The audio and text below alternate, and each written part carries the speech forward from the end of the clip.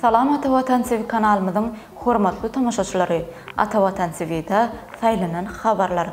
Habarymyzyň 2023-nji ýylyň 22-nji sentýabryna aksanyny Türkmenistanyň garaşdyrlygyna bagyşlanan halkara maslahat. Merkezi Aziýanyň prezidentleri Germaniýada saparda bolarlar. Xi Jinping Xitay türkmen gatnaşyklaryny ösürmäge uly üns berýän Türkiýanyň milli ýygynyna täze tälimçi wellenni ýaly habarlary size ýetirýäris. Gelin bolsa habarlarymyzy giňişleýän geçelim. Türkmenistanyň garaşdyrlygyna bagyşlanan halkara maslahat. Şu gün Türkmenistanyň Daşary işler ministrliginiň halkara gatnaşyklary institutyny Türkmenistanyň garaşdyrlygynyň 32 ýyllygy münasibetli Türkmenistanyň garaşdyrlygy halkara hyzmatdaşlygyny ösdürmegiň tejribesi we geljegi atly halkara maslahata geçirildi. Oňa Türkmenistanyň mejlisiniň başlygy Dünýägözel Gulmanowa, Türkmenistanyň ministrler kabinetiniň başlygynyň orunmasary, Daşary işler ministri Raşid Meredov, Türkmenistanyň ministrler kabinetiniň başlygynyň orunmasary Nurmuhammed Amanepesov, ýurdumyzdaky daşary ýurtlaryň diplomatik wekilhanalarynyň halkara we sewet gurulmalarynyň ýollaşylary, ýurdumyzyň ýokary okuw mekdepleriniň professor muallimleri, köpçüliklerin habar beriş terişdeleriniň wekilleri we talipler gatnaşdy. Atawatyn Türkmenistan halkara jurnalynyň çağırılan halkara maslahatyna 32 ýyl mundan ozal 1991-nji ýylyň güýdünni garaşdyrlygyny gadanan Türkmenistanyň bu geçen döwrüň içinde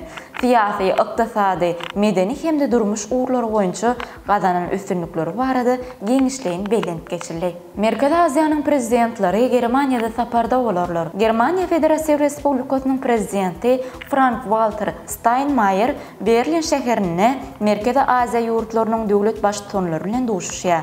Bu arada Germaniýanyň prezidentiniň resmi saýtyna duşuklaryň senenamasyna bellenip geçilýär.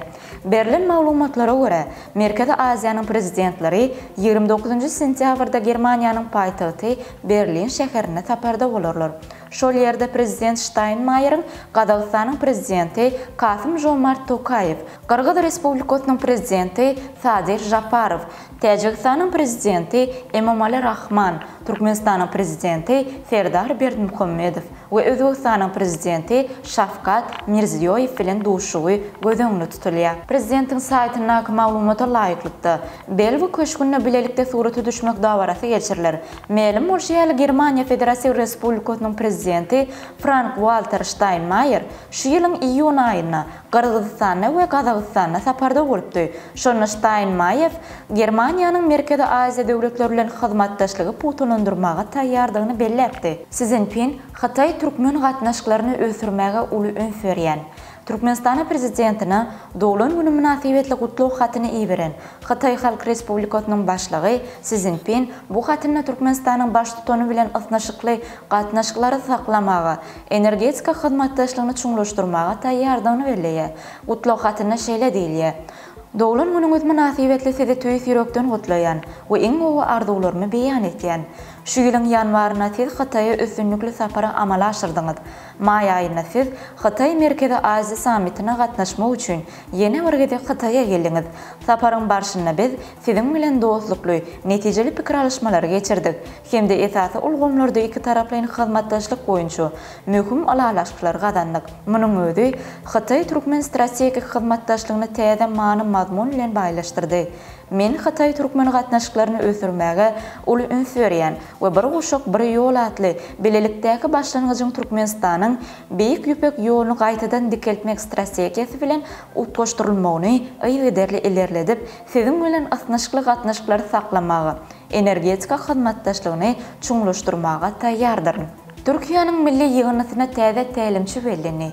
Türkiýe Respublikasynyň Futbol Federasiýasy ýurdun futbol boýunça milli ýygynyna täze tälimçi belledi. Bu wezipe Italiýaly hünärmen Vincenzo Montella bellendi. Italiýaly tälimçi bilen 3 ýyllyk şertnama baglaşyldy. Şeýlelikde Montella ilkinji gezek bu ýurdun milli ýygynyna tälim berer. Montella futbol karierasy döwründe Italiýanyň Roma, Catania, Fiorentina, Sampdoria we Milan toparlaryny, Ispaniýanyň Sevilla toparyny hemde Türkiýanyň Adana Demirspor toparyny tälim berdi. Umuman Montella Türk futbolunu yakynan tanaya. Onun bu yurtda bir futbol klubuna tälim bermegi, oňa täze wezipesine üstünlük kazanmagyna goşunt goşup biler. 49 ýaşyndaky tälimçi Montella odal Italiýanyň futbol toparlarynyň bir näçesini futbol oýnan tejribeli futbolçylaryň biridir. Mehriban tomoşaçylarymyz, ene bugünkü sanymyzda size ýetirmekden habarlarymyz şulardan ibaret. Mehribanlar, Atawatan TV'den uzaklaşmaň. Çünkü biz yurdumuzda we dünýä täzeliklerini ilkinji bolup size ýetireriz. Şeýlede täzelikleri, ähli maglumatlary atawatantürkmenistan.com internet saýtyndan ýygyderli okup bilersiňiz. Häzirlikçe bolsa biz siz bilen hoşlaşýar. Hoş tag bolun.